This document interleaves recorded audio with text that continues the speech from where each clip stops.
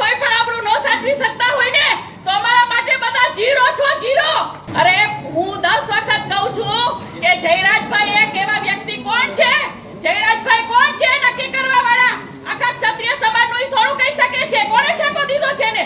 કોણે એને એવા કહ્યા છે કે ઈ પોતે એક બોલી શકે કે ભાઈ ઈ કોઈના બાપ નથી હો, આખો ક્ષત્રિય સમાજની બહેનોની આબરૂ છે.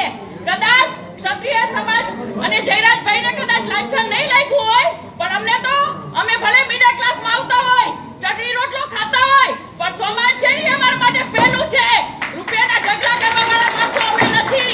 અમને સત્તાની ભૂખ નથી, અમને ટિકિટોની ભૂખ નથી. બરાબર? અમે વિરોધ અમારો ચાલુ જ રાખશું જ્યાં સુધી રૂપાલાભાઈ ટિકિટ રદ નહીં થાય અને આખું હિન્દુત્વ જોશે કે એ લોકો ક્ષત્રિય અને ક્ષત્રિયાણીનું નામ લીધું છે. જો આનું પરિણામ નહીં આવે ને તો આખું હિન્દુ સમાજ રોશે. એવું અમે કરીને દેખાડવાના છીએ. એ હું આમાં નહીં કહી શકું, પણ અમે વિરોધ તો ચાલુ જ રાખશું. અરે ઈ તો નમાલા હોય ને, ઈ બાયલા હોય ને, બાયલાવ ઈ બેનુની અટકાયત કરે. અને રૂપાલાભાઈ તમારી સત્તાનો પાવર તમારી પાસે રાખજો. મારા ઘરે પોલીસ મોકલી હતી. એ બાયલાવ હામા આવે, હામા આવી જાવ, હામા.